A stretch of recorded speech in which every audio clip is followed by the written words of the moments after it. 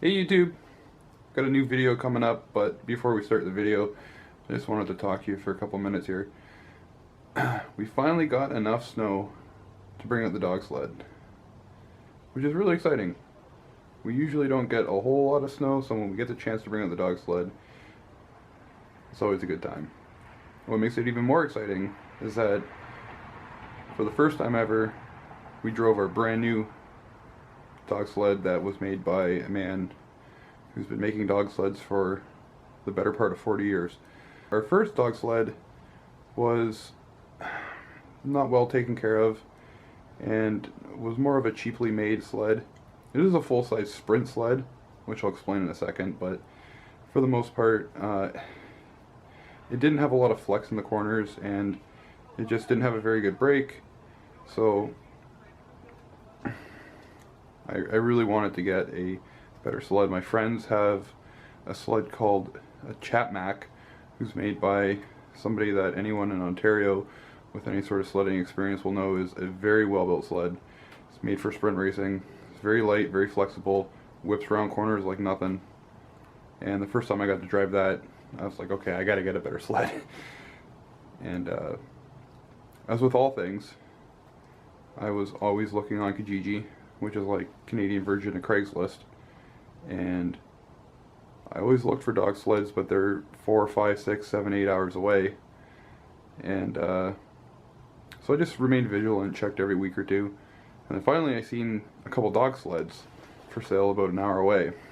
And because of the nature of the mushing community, I pretty much figured that if somebody's got dog sleds and they're this close, somebody I know knows who has them. So I asked a couple friends, and of course they knew who it was right away, and they called them up and we went out and met them. So without further ado, here is the John Gazrick dog sled.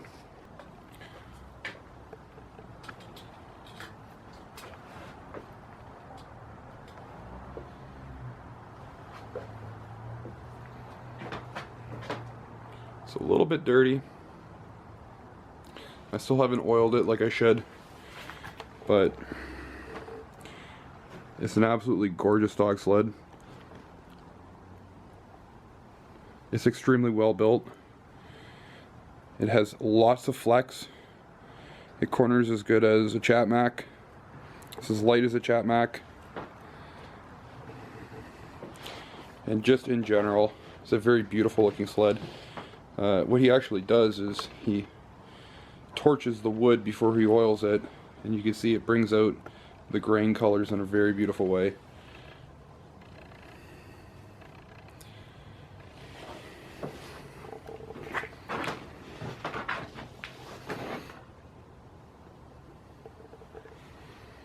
Up to the handlebar. And most importantly, it has a good brake.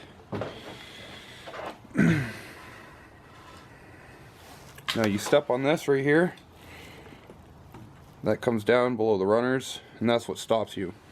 On our older dog sled, it has what's called a claw brake, and this is called a bar brake. The claw brake is harder to put your foot on because it's narrow, and it doesn't grab as well as this does. This would be exceptionally good in ice, if there's ice under the snow, but just in general, it's a very solid brake over the other one. And with two very strong dogs that are fairly fast. Not the fastest, not the slowest, but very strong. And hopefully we'll be running some bigger teams, maybe 4 to 6 dog. You really want to have that really good brake. I have the footboards for it. They actually go right here. You just need to screw those on, and that's where you put your feet. But I actually have a photo of me and the maker of the sled when I bought it. I took pictures with him, and he's such a wonderful man. He's in his 90s and still as sharp as a whip. And just an absolutely fantastic person to learn from. So I bought this sled at the end of the season last year. We didn't have snow to use it, and I have been itching to get this out. It's like a new toy.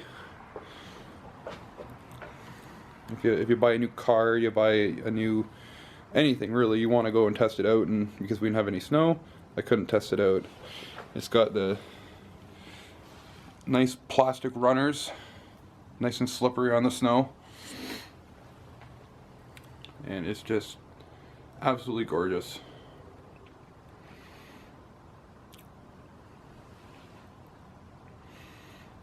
And actually what if you'll notice here, the whole thing is lashed together. This is it looks like it's tied, which I guess technically it is tied. These are called lashings, and this allows the sled to flex, and that's how you end up turning, is you grab the handlebars and you push them one way or the other, and you put your body into it. And here comes Izzy. Hi Izzy, is that your sled? Is that your sled? Little baby? Yeah. And the more flex that the sled has, the better it'll turn around corners. And this is just an absolutely fantastic driving sled. So without further ado, I will give you our first sled run. The trail conditions weren't great, like I said, but we got out, we used the sled, and you'll see in the video how when we lean into corners and stuff like that, how the whole sled will flex and move one way or the other. A lot of people like to use fully composite sleds because they're lighter and more flexible, but they're very expensive.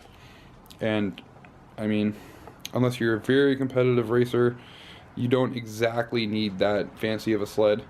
This is more than good enough for what we're doing, and I just think it's such a beautiful sled. What do you guys think? What do you think, Izzy? Is it a nice sled? Do you like it? Does it go hike good? What do you think?